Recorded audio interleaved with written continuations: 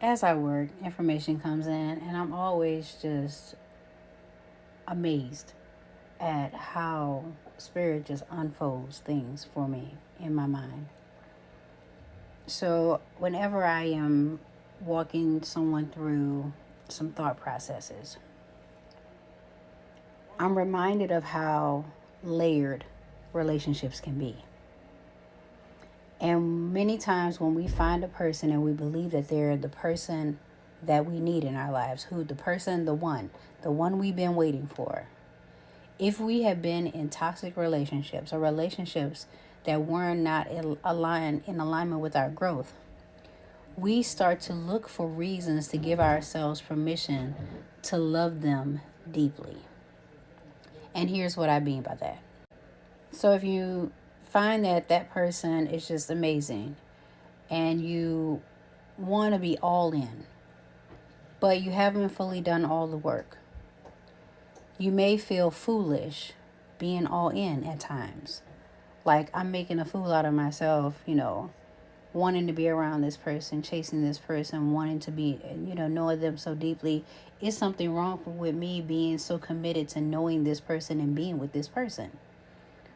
When, as humans, we are literally created to connect. It is what we do. We stronger than Legos out this mug, okay? Like, our ability to connect is unmatched. And whenever you look at nature, nature knows what it wants. You don't have to coerce nature. Nature's like, the bees is like, I'm going to pollinate these plants, and whether they want pollination or not, you getting this pollination, okay? Animals choose their mates. They're like, this is my mate for life, or this is my mate for right now. There's no gray areas. Humans have gray areas. And because we believe we're in a category by ourselves, we have nothing to compare it to. I was watching a content creator talk about how in every species there are different layers. Like, there's, and with frogs, there are different types of frogs. With deer, there are different types of deer. But in humans, even though we're human beings, they talk about humans as though we're the only beings that exist.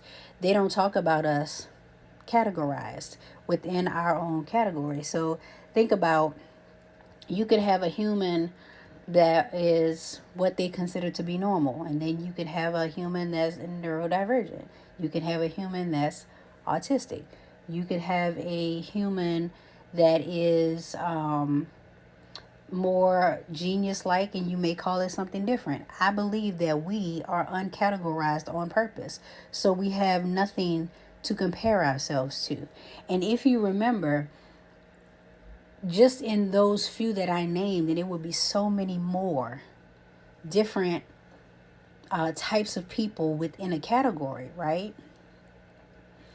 Instead of us measuring ourselves against different types of humans, we are literally measuring ourselves against standards that we've been taught that we should or should not do, or other categories that are false categories. They're not indigenous to us, so that's why we have to learn them. They're not innate.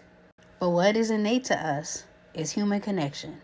We know how to have the whole love at first sight situation, or to just know somebody is your person, or to know that your soul tribe is your soul tribe. You just know. You know when somebody your twin flame. You know all of these things because it's innate, and that is how you connect to someone. So when you start to look for reasons why you should allow yourself to love them based on your past traumas, you just need to do the work. Because you could miss out on this person because you still have wounds that you have not taken care of. If you've been in a relationship where someone felt like you were too much, you required too much attention, but you're with someone that is willing to give you more attention than you ever thought that you could handle, it's what you needed at the time. It doesn't mean you'll always need that, but it means that it's present for you. It's present. It's there. If you need it, it's there. It exists without you even asking for it.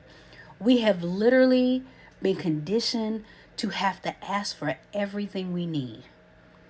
And then we look for it in people who can't give it to us because they have no idea. They cannot comprehend what that is. But when the person that is our person shows up, and they may not get everything about you, but what they do get about you is the important stuff. It is literally the universe aligning you with what you need to help you to move forward. But the only way you can open up to that is to be put into a position where you are aligning. Have you done the work? Have you realized? Have you come into the awareness? You come into awareness. You ask spirit for what it is that you want. And then you allow it to come in. And part of allowing it to come in is giving yourself permission to allow it to be in your life. Giving yourself permission. Not just it. Not giving it permission. Giving yourself permission is a part of that. So just think about it.